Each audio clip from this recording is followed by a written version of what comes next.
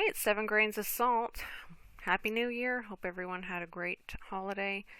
Our kids will be going back in a couple more days, so then everything will get back to normal. And that's been the main reason not uploading videos. I apologize, plus my father having a stroke over the holidays, visiting every day or every other day. But he's at home recuperating, thank God, and he's doing okay. So let's get into the main news. I've been itching to get at this for even a week and a half, if not more, and just it's hard with the family. But let's get on with it.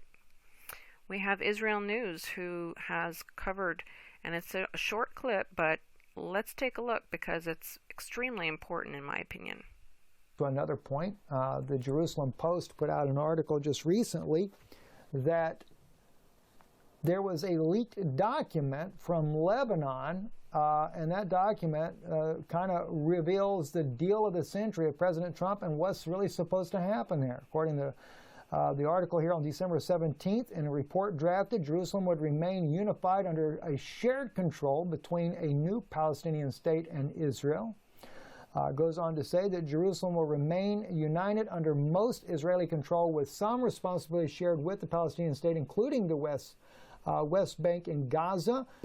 But probably the most shocking part of this all is that the Temple Mount would go under Saudi Arabian control. Why would that happen? Now, the Aqsa Mosque and all the places there on the Temple Mount would still, the Arabic people, the Palestinians would still have their place of worship there, but why place it under the Saudi control? Well, from what I'm hearing, it's so that they can build the third temple alongside the Dome of the Rock. That's the reason being, and of course the Jordanians never would go along with this, but the Saudis will work with Israel on that very issue.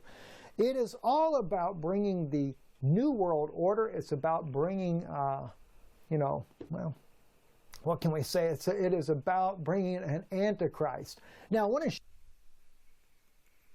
That's right. So if we see that the keys have been given from the King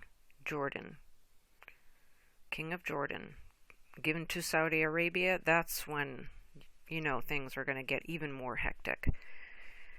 You can find that on the Jerusalem Post, that article, if you want to read, or if you want to listen more, watch Israel News Live.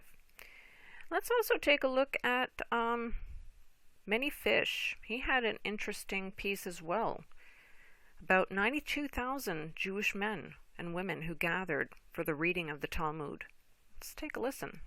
Fish. It is the 3rd of January, 2020, and I thought this was very interesting in light of all the anti-Semitism that we've been seeing as of late, that they would have this gathering at a couple of locations, but primarily at the MetLife Center Stadium there in New Jersey. More than 92,000 Jewish men and women congregated to celebrate the reading of the Talmud. 92,000 Jews gathered. I mean, that's just pretty amazing when you say the 2,711-page Babylonian Talmud, which is the very book that they will interpret the Noahide laws through.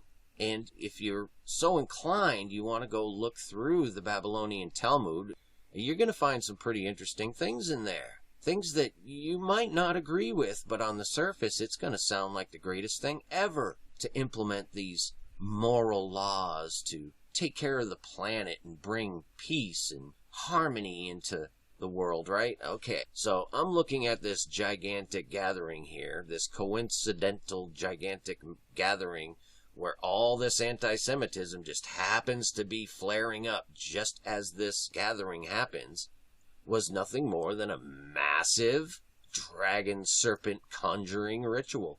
And you got to remember, only the top of these groups know what's really going on. The overwhelming majority of them are largely deceived, and they need our prayers that they come to the truth. I mean, even the governor was at this thing. The governor came out to show his support for the event and the Jewish community. We rise and fall as one family, and we will stand strong. telling these 92,000 Jews that we'll do everything to protect our Jewish friends as their own cities are just decimated. It's unbelievable, you guys. But I just at least wanted to get this out to you. I'll leave some links if you want to check into these things. Very interesting, isn't it? He has many links, and we'll be going through a few of his videos in the next week or so. But then now we've been hearing war with Iran.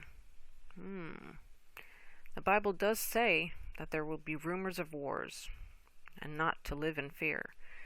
Let's listen to one last clip of Israel News Live, who just posted this today. And many YouTubers are going to be covering this. I'm not going to go so deep into this, but of course I'll try to keep you up to date.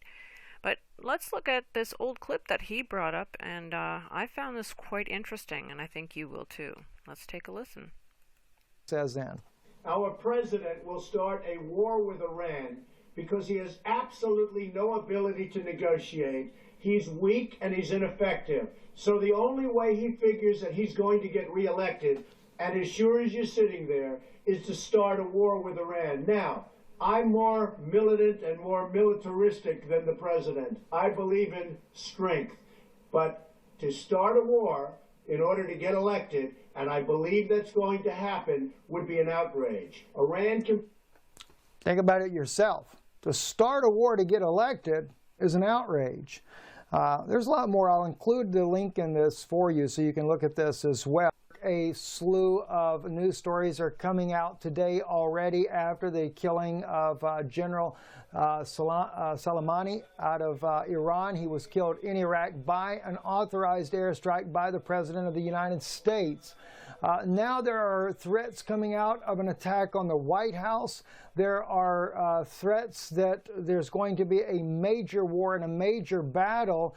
And this red flag that you see being hoisted right now in Iran is being hoisted over one of the mosques there in Iran, and it's actually been hoisted over the mosque that the Shiite Muslims say the 12th Imam will come out of, and announces the return of the 12th Imam, which is the Mahdi. I asked our Middle East correspondent, what does this red flag really mean? And I was responded back, it means a severe battle is coming.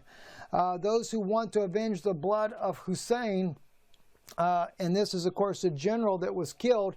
This is why this flag has been raised. Now, let's go ahead and take a look at other things that are going on in the world right now. In breaking news, Iranian regime offers $80 million for President Trump's head.